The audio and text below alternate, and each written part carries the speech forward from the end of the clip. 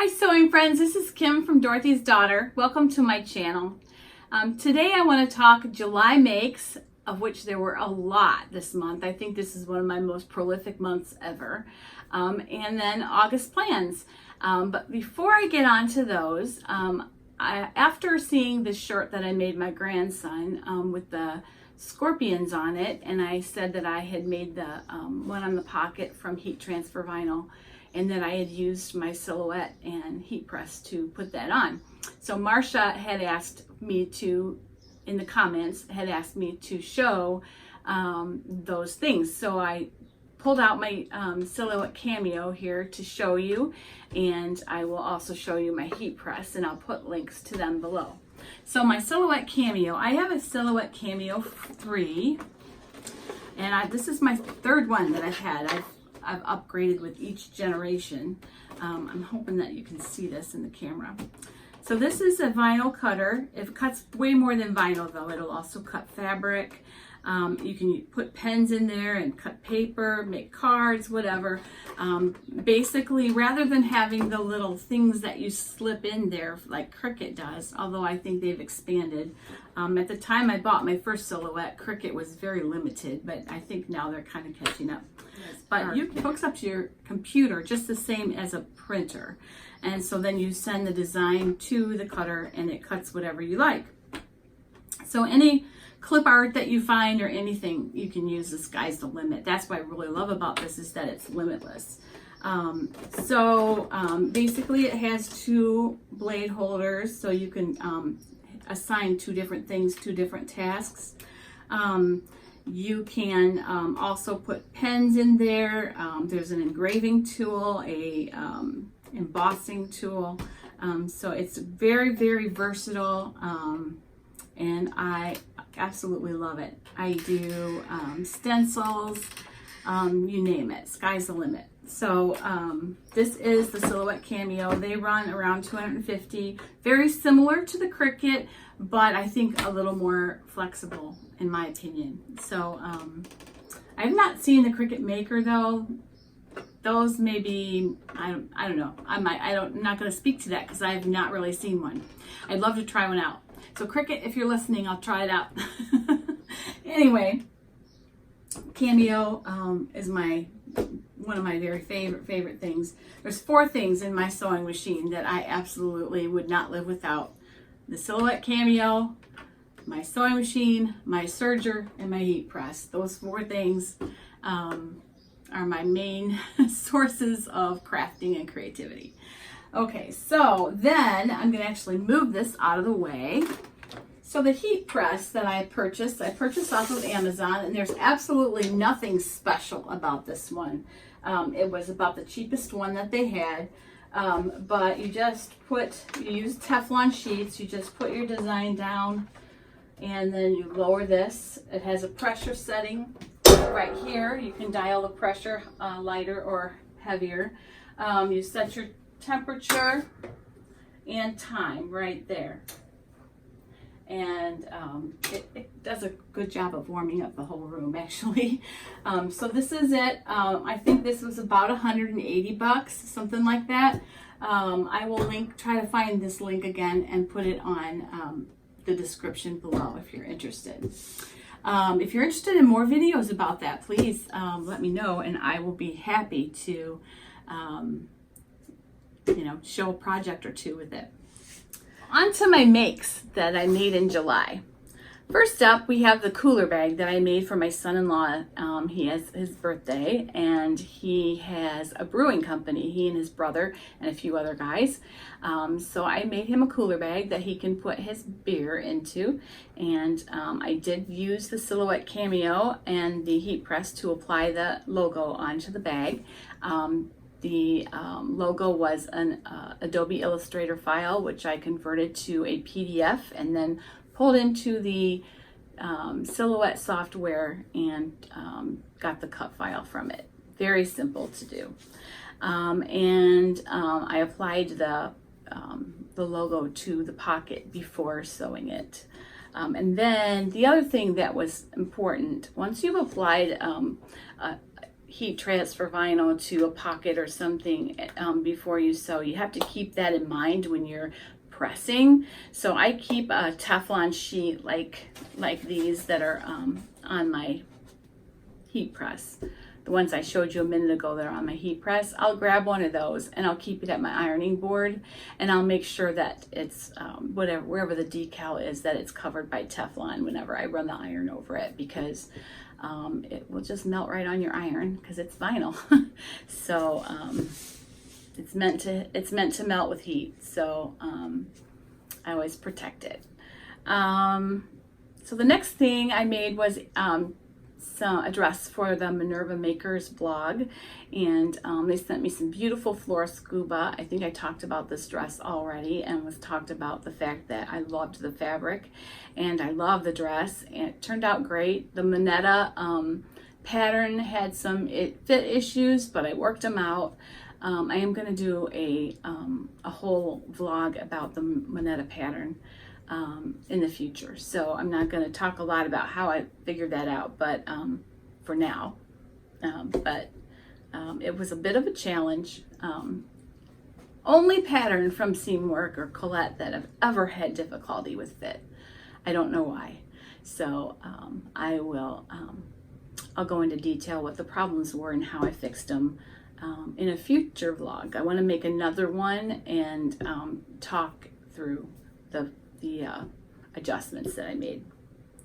All right, the summer basics tank dresses that I made, you've all seen in another video, so I'm just gonna throw 4 pictures up here real quick. If you want to hear more about those, I did an entire video about those like 2 weeks ago. So they were it's my new favorite pattern. That's all I'm gonna say about that. I love that pattern. I also made the Kalispell dress from Itch to Stitch. It was my collaboration with Whitney from Tomcat Stitchery.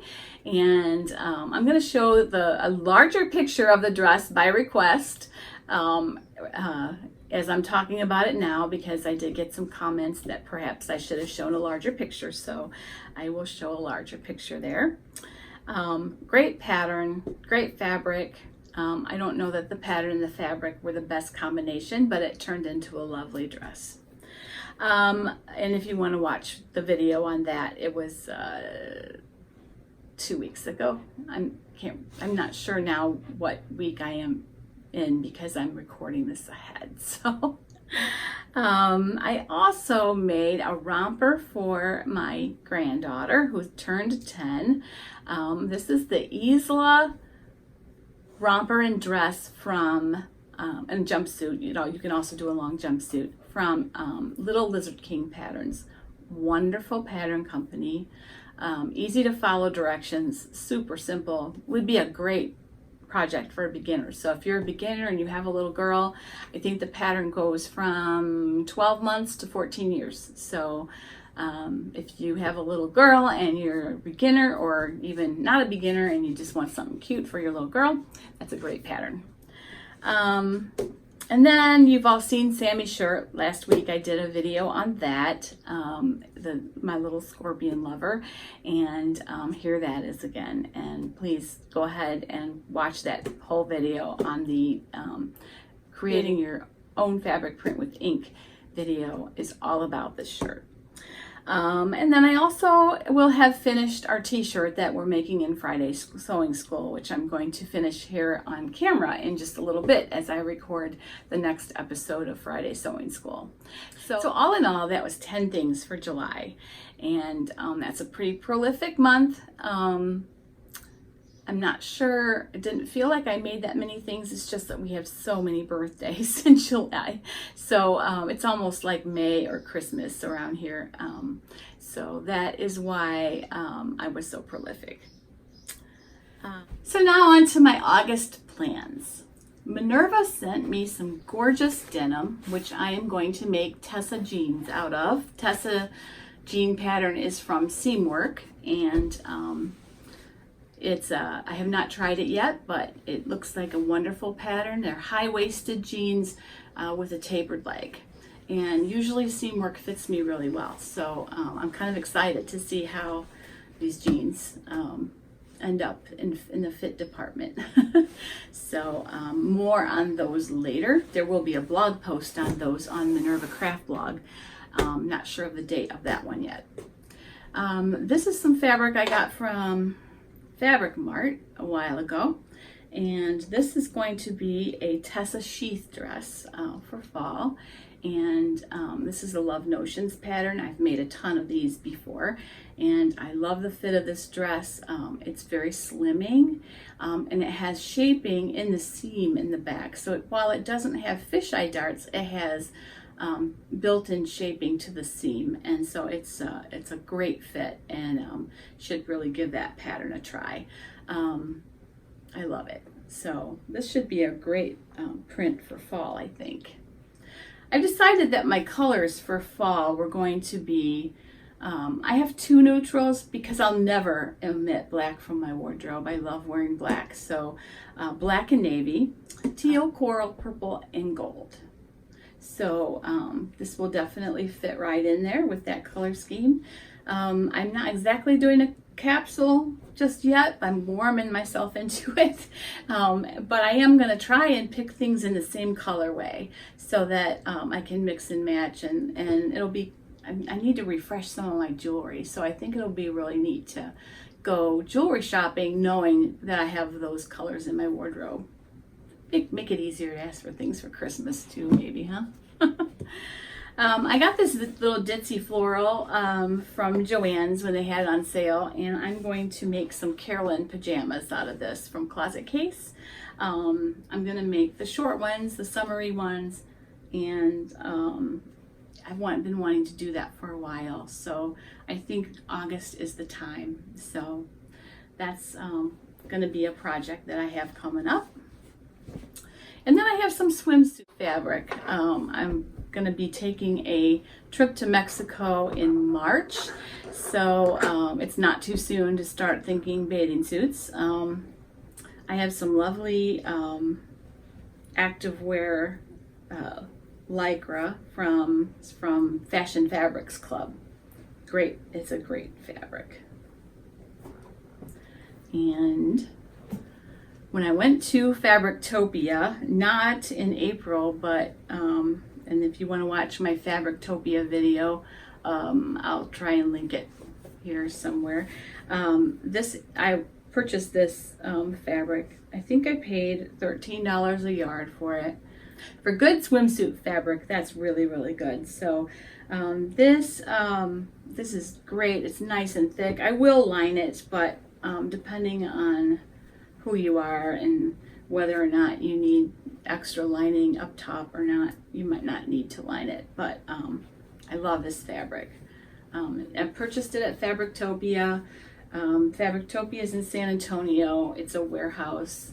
It's fabulous. And then I also bought this swimsuit fabric at Fabrictopia. I actually bought this in blue a few years ago and made my favorite bathing suit ever. So I decided I'd make a purple one. So, and I kind of used a combination of patterns to achieve this, but I did, or to achieve the blue one. And I'll probably use I'll probably use the same pattern for this one. So that's what I also plan in August, but the rest of the month, what my plan is to work on my UFOs, because I have a number of things that need to be finished, and I keep putting them off. A few things that if I don't finish them, that won't be summer anymore. So I need to get them done. So I'm gonna do these things and work on UFOs. That's my August plans. And who knows, I might not get everything done in August because, like I said, I'm going to be gone as long as my brother needs me. And, you know, family comes first. So we'll see what I end up accomplishing in August.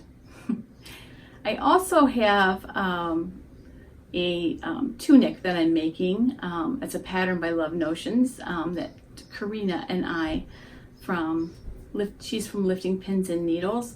We're actually doing another collaboration on that particular pattern. So that should be sometime in August as well. Bring on the sewing plans because August is right around the corner. Happy sewing.